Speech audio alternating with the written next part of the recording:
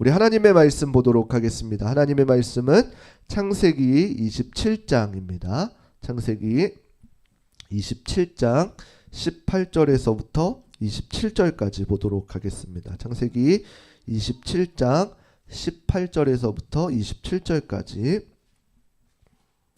우리 찾으셨으면 한 절씩 교독하도록 하겠습니다. 야곱이 아버지에게 나아가서 내 아버지여 하고 부르니 이르되 내가 여기 있노라. 내 아들아 내가 누구냐. 야곱이 아버지께서 대답하되 나는 아버지의 맏아들 예서로소이다. 아버지께서 내게 명하신 대로 내가 하였사오니 원하건대 일어나 앉아서 내가 사냥한 고기를 잡수시고 아버지 마음껏 내게 축복하소서. 이삭이 그의 아들에게 이르되 내 아들아 내가 어떻게 이같이 속히 잡았느냐. 그가 이르되 아버지의 하나님 여호와께서 나로 순조롭게 만나게 하셨음이니이다. 이삭이 야곱에게 이르되 내 아들아 가까이 오라. 네가 과연 내 아들의 사인지 아닌지 내가 너를 만져보려 하노라. 야곱이 그 아버지 이삭에게 가까이 가니 이삭이 만지며 이르되 음성은 야곱의 음성이나 손은 에서의 손이로다 하며 그의 손이 형 형 에서의 에서의 손길과 같이 털이 있으므로 분별하지 못하고 축복하였더라. 이삭이 이르되 내가 참 내 아들 에서냐. 그가 대답하되 그러하니이다. 이삭이 이르되 내게로 가져오라. 내 아들이 사냥한 고기를 먹고 내 마음껏 내게 축복하리라. 야곱이 그에게로 가져가매 그가 먹고 또 포도주를 가져가매 그가 마시고 그의 아버지 이삭이 그에게 이르되 내 아들아 가까이 와서 내게 입맛 주라. 그가 가까이 와서 그에게 입맛 주니 아버지가 그의 옷에 향취를 맡고 그에게 축복하여 이르되 아멘. 오늘 본문의 말씀을 가지고 하나님의 보이지 않는 소원이라는 주제로 함께 말씀을 나누도록 하겠습니다. 우리 옆사람과 인사하도록 하겠습니다. 사랑하고 축복합니다.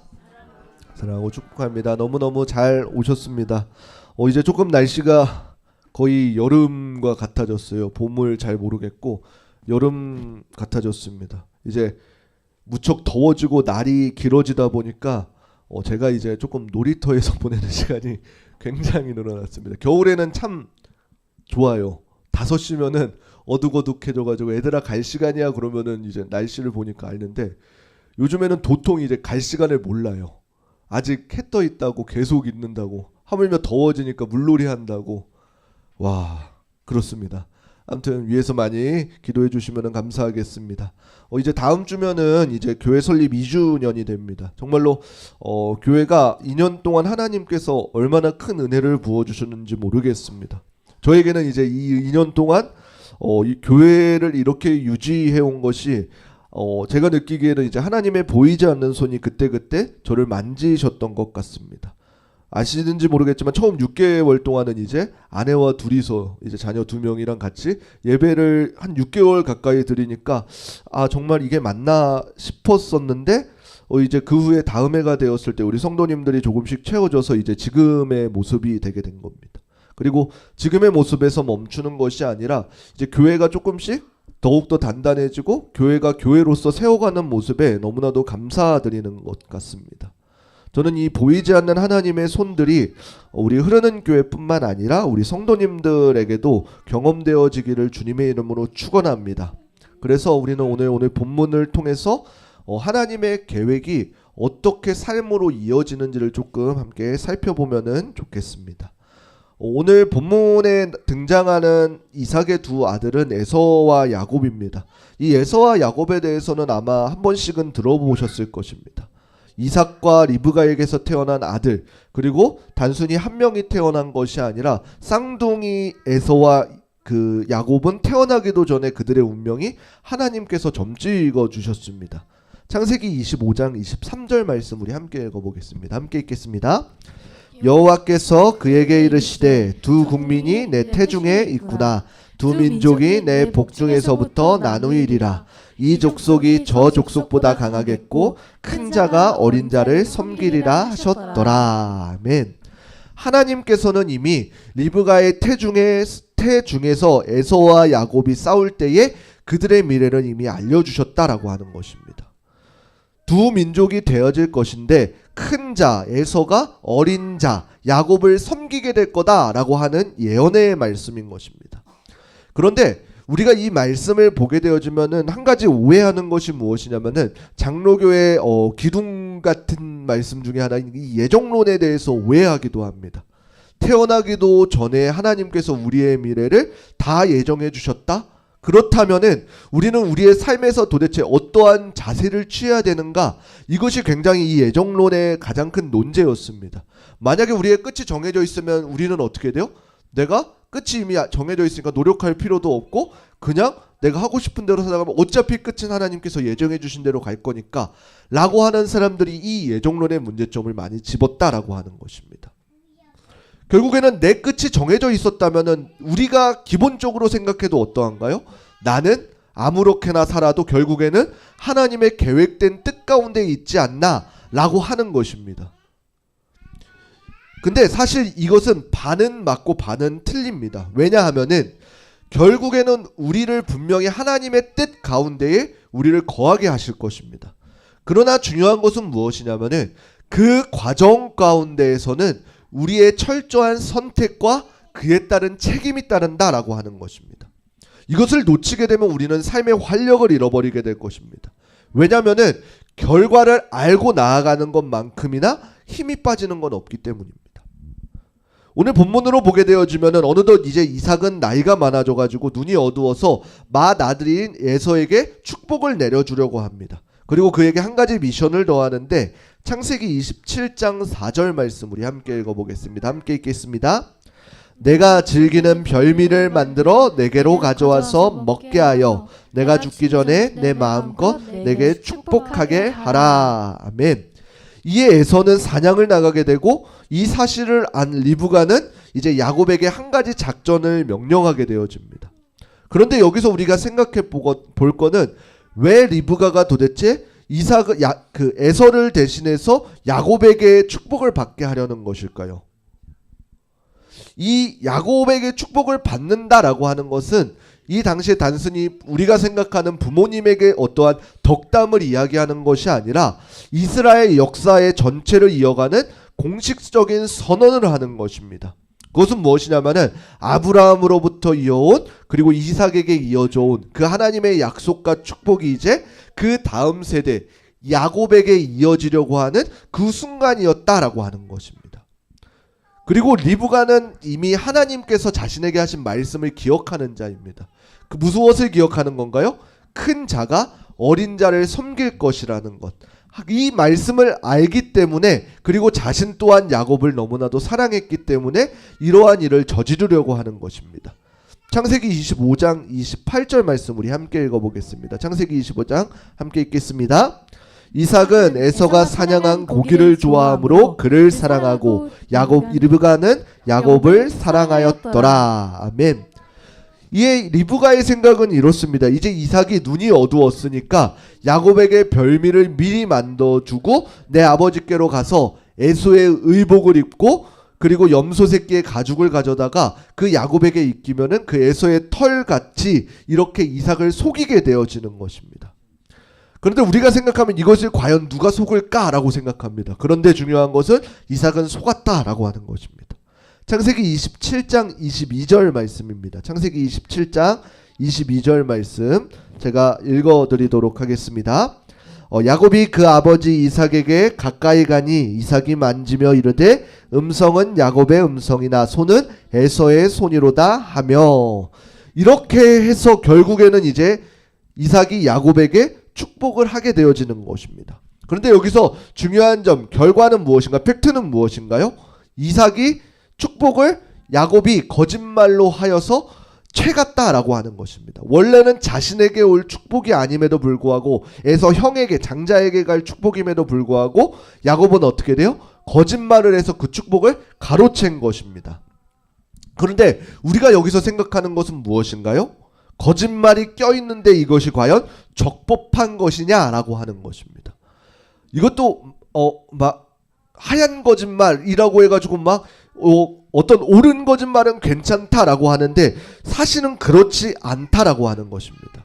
저는 하나님의 방법은 분명히는 모르겠습니다. 왜냐하면 성경에 기록되어 있는 것만 제가 기억하기 때문에 성경에 기록되어 있지 않은 것은 잘 모르겠습니다. 그런데 중요한 것은 무엇이냐면은 이미 하나님께서는 에서가 아니라 그 야곱에게 태중에 하나님께서 약속하셨다라고 하는 것입니다. 그런데 그것을 이루는 과정에서 어떠한가요? 수많은 선택의 기로들이 있었습니다. 야곱은 계속해서 무엇을 선택했나요? 팥죽으로 형 에서에게 장자의 고난을 사는 것을 선택하였고, 그리고 나중에 이제 축복을 받을 때는 어떻게 돼요? 에서처럼 변장하여서 아버지 이삭이 주는 축복을 가로채는 선택을 하게 되었다라고 하는 것입니다. 그런데 그 과정 가운데 야곱이 거짓말을 하기도 하고, 혹자는 더욱이 그가 갈망하는 마음으로 하나님 앞에 나아갔기 때문에 축복을 받았다라고 하기도 합니다.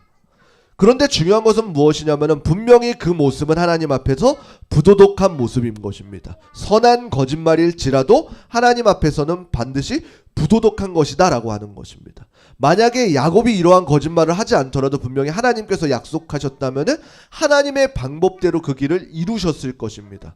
그러나 야곱은 어떻게 했나요? 이 하나님의 뜻을 자신의 방법으로 이루려고 열심히 노력하였다라고 하는 것입니다. 그에 따른 이 야곱에게는 어떠한 결과들이 있나요? 이제 이후에 보게 되어지면은 그가 거짓말을 했던 그 잘못은 그 잘못에 대한 책임을 지어야 했다라고 하는 것입니다. 이삭의 축복을 야곱이 대신 받았다는 것은 이 뒤늦게 에서가 알게 되었습니다. 그리고 에서는 어떻게 했나요? 이제 그 야곱을 죽이려 합니다. 창세기 27장 41절 말씀 우리 함께 읽어보도록 하겠습니다. 한 번만 더 넘겨주세요. 네, 함께 읽겠습니다. 그의 아버지가 야곱에게 축복한 그 축복으로 말미암아 에서가 야곱을 미워하여 심중에 이르기를 아버지를 곡할 때가 가까웠은즉 내가 내 아우 야곱을 죽이리라 하였더니. 아멘. 이 야곱은 자신이 거짓말한 이 죄의 대가들을 어떻게 받게 되었냐면은 형 에서의 분노를 사게 되어서 형이 이제는 어떻게 돼요? 그 야곱을 죽일 위기에 처하게 되어지는 것입니다. 그리고 야곱은 어떠한 또 결정을 하게 되어지나요? 이제 가족과 이별을 하여서 아브라함의 땅인 고향인 하란으로 가게 되어서 거기 엄마 리브가의 오라비, 지난주에 이야기했던 그 라반의 집으로 피신하게 되어집니다. 그리고 그곳에서 어떠한 일이 일어나게 되어지나요? 이 외손촌 라반의 집에서 일을 하게 되면서 라헬이라는 사람을 사랑했지만 속임을 당해서 레아와 먼저 결혼하고 임금 문제로도 여러 가지 어려움을 겪게 되어지는 것을 겪게 되었다라고 하는 것입니다.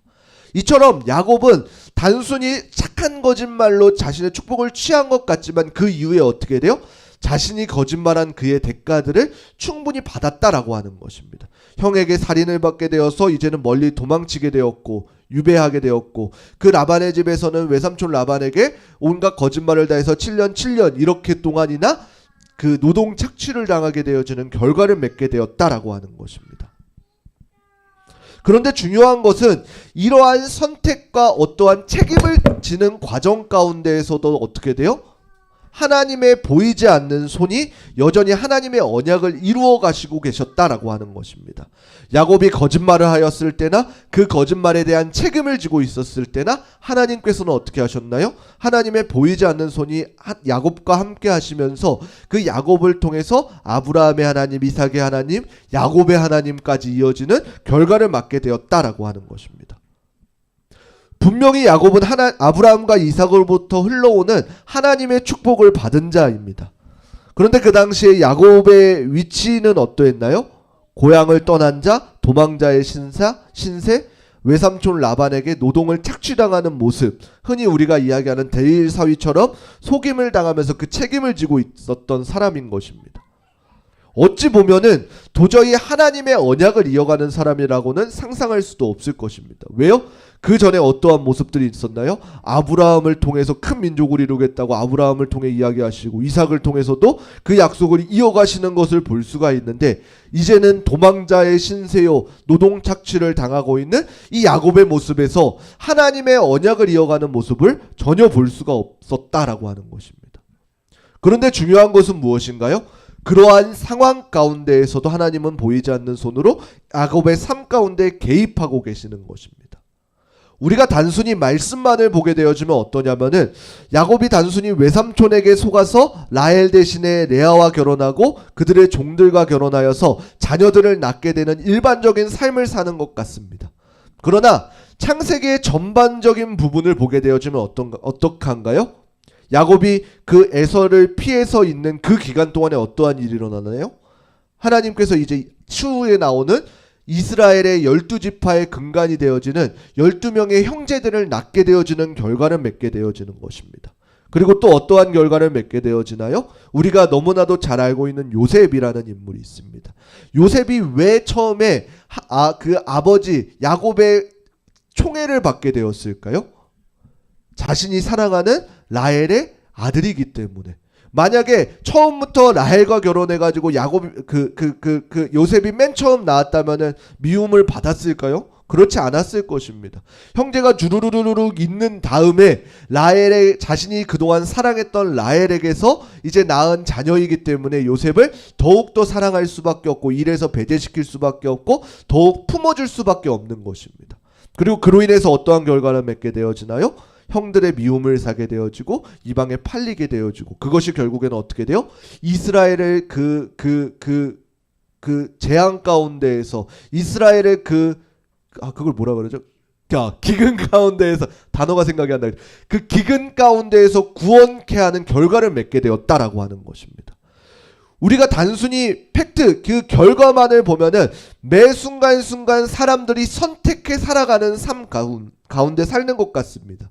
그리고 그들은 어떻게 돼요? 자신의 선택 가운데에서 그 선택에 대한 결과, 책임을 묻게 되어져 있습니다.